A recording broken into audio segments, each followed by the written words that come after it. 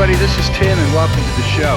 You know, live fast, die young, and leave a good-looking corpse is a motto that's been uttered hundreds of times.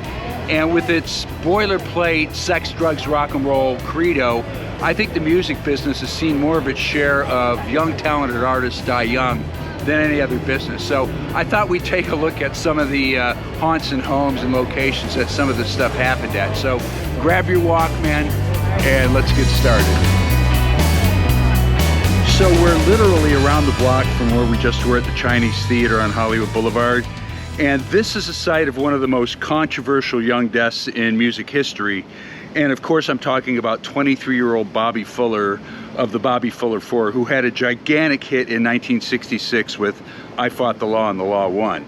So on July 18th, 1966, just weeks after I Fought the Law had made it to the American Top 10, Bobby Fuller was found in his mother's Oldsmobile in this apartment building, dead of asphyxiation from gasoline. At the time, the LAPD officially deemed it a suicide, but there was no suicide note, and although he had been dead for hours, his mother noted her car had been gone all night and hadn't noticed its return until afternoon. It just didn't add up, and many of his friends thought it might be a murder. His face and body were covered in blood, and his body was also soaked in gasoline along with the car, and it was speculated that whoever might have done it was about to set his body and car on fire when they were interrupted. It was rumored to be anyone from a girlfriend's jealous lover to a pissed-off music associate tied to the mob. But years later, the official cause of death was changed from suicide to accidental. Bobby Fuller, 23 years old.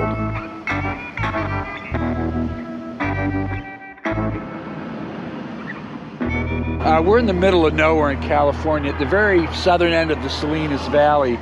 And it's a place called Chalamet, California. And it's special because it's the final resting place of a very talented 24-year-old actor at the time, James Dean. Now, on September 30th, 1955, at about 5:45 p.m., James Dean was driving his Porsche Spyder factory fresh. He was coming up this road right here and making a left towards Paso Robles, traveling west, and there was a Ford sedan lumbering this way. There was a head-on collision. It's said that James Dean died instantly.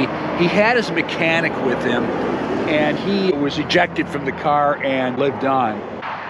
So it almost seems unfitting that a guy that personified rock and roll in the early days, almost as much as Elvis Presley did, ended right here in this desolate little patch of California.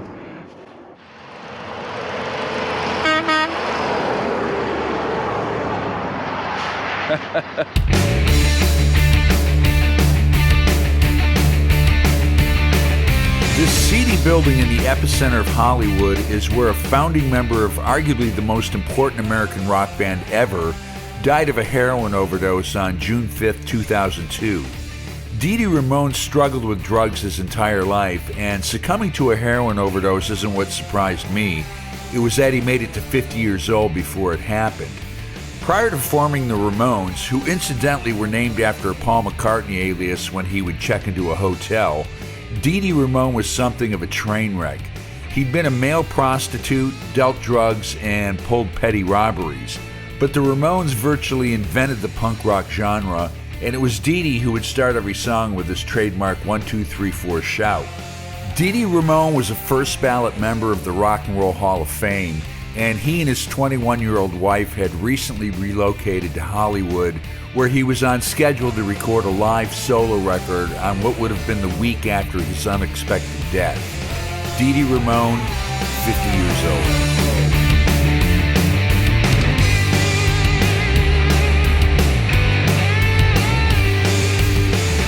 So now we're right next to Beverly Hills in the Homely Hills section of Los Angeles. And in 2009, Michael Jackson was renting this house while he prepared for his This Is It tour. And he was a notorious insomniac and would take just a plethora of injectable drugs, foremost of which was propofol. Michael would call it milk, and it was administered by his private doctor, Conrad Murray. And if you've never heard of propofol, it's the stuff they give you to put you under anesthesia. It is very heavy-duty shit. But Michael got his injection and went under, Conrad Murray left the room to go to the bathroom, and when he returned, he noticed Michael struggling to breathe. He tried to revive him with CPR, and he gave him an anti-overdose drug injection, but he didn't call 911 because, as he stated, he didn't know the exact address, even though there were other people on the staff that did. But investigation uncovered that he had made several phone calls during the half hour that he was attempting to revive Michael. A security guard here finally called 911, and an ambulance came and took Michael the 5 minutes away down Sunset right here to UCLA. Dr. Conrad Murray ended up being convicted of voluntary manslaughter and served 2 years of a 4-year sentence. Anyways, Michael Jackson, 1 month shy of his 51st birthday.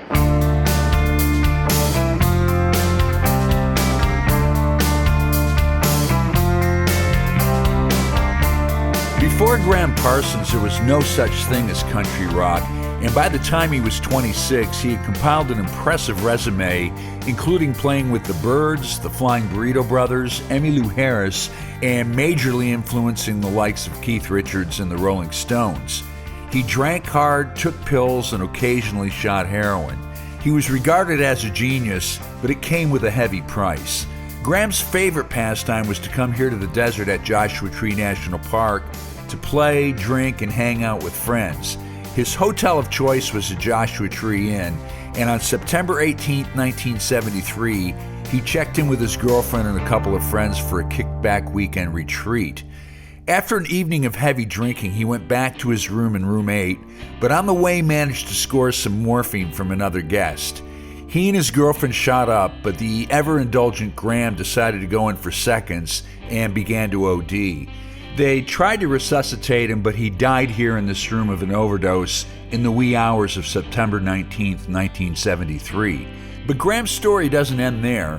His best friend Phil Kaufman, acting on a promise he had made weeks earlier to Graham, decided to steal his body from the airport, bring it up to Cap Rock here at Joshua Tree, and cremate his remains.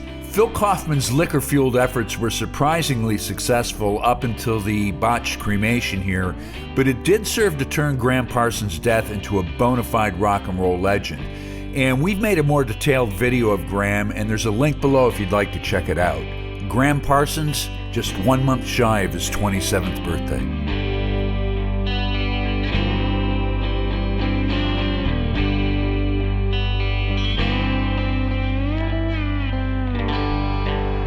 From their Liverpool Cavern Club days, Malcolm Mal Evans had served as the Beatles' road manager and assistant, and he was really a confidant to each and every one of the members of the band. And if you're wondering who he is, watch Get Back. You'll see him scribbling down notes when they're composing, and actually in Maxwell's Silver Hammer, you'll see him actually hitting the hammer with the band. After the Beatles' breakup, Mal had moved permanently to LA and was hanging with the likes of Keith Moon and other expat British party animals. He was working sporadically as a record producer and was busy writing his memoirs with an editor named John Herney. By January 1976, Mal was living here in this duplex with his girlfriend Fran Hughes, who he had moved in with while awaiting his impending divorce with his soon-to-be ex-wife in England, and to say the least, he was a depressed and beaten man. On the morning of January 5th, Mal and John Herney had a huge argument. The fact that Mal took a handful of Valium either right before or right after the argument has never been fully answered, but it became so heated that Mal picked up an air rifle he had laying around, and his girlfriend Fran Hughes panicked and called the cops. Now, friends that knew Mal knew him as a teddy bear, but to the uninitiated, he was 6'6" and an imposing figure. And when the 3 policemen showed up here and entered the house, Mal was holding an air rifle and pointed it at them. They told him to drop it, and he didn't. Mal Evans, 40 years old.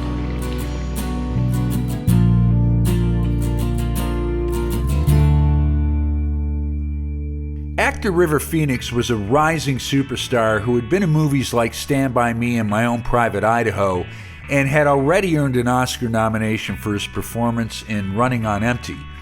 Despite his success as an actor, his true passion was music, and on October 30th, 1993, River came here to the Viper Room to perform with his band, with the likes of good friend and fellow guitarist Johnny Depp, Gibby Haynes, and various members of the Red Hot Chili Peppers, whose guitarist John Frusciante had been up partying with River for several days previous. Just before performing, River told friend Bob Forrest, "I don't feel so good. I think I'm ODing."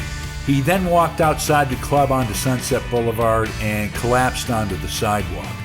River Phoenix was just 23 years old.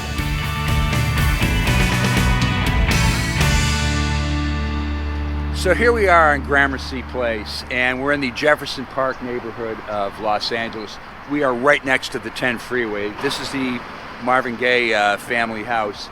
Now, for a guy who was blessed with such a healing voice, Marvin was plagued with more than a share of personal demons. He had attempted suicide 3 different times in his life, and he was battling cocaine addiction when he moved back in here with his parents to a house which coincidentally he had bought them several years earlier. Now, Marvin Sr. had a laundry list of problems of his own that would have made Sigmund Freud stand up and take notice. He was a violent alcoholic, he was an ex-preacher, and it was common knowledge that he and Marvin didn't get along. He was brutal to Marvin as a child. He had told Marvin and anyone else that would listen, if any of his children ever touched him, that he would kill him. That was common knowledge.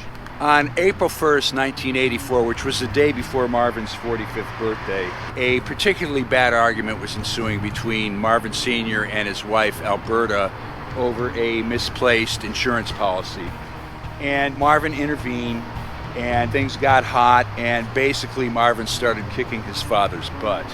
3 gunshots later, and Marvin lay in the arms of his brother Frankie, and it's reported his last words were, "I couldn't do it myself, so I made him do it." Very, very poignant words, especially considering his alleged last suicide attempt was just 4 days prior. What's going on indeed?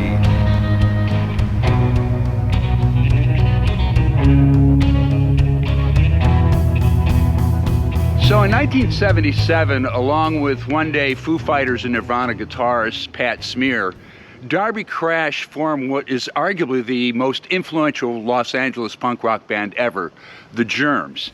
And the Germs had a cult-like following, and if you really wanted to be part of it, you had to have what was called the Germs burn. And it was a lit cigarette administered to your upper wrist, usually by Darby Crash himself. And trust me, plenty of adoring fans had them. So this is the former home of Darby Crash's mother. And on December 7th, 1980, he and then-girlfriend Casey Cola formed a suicide pact and took an intentional overdose of heroin in the back guest house here.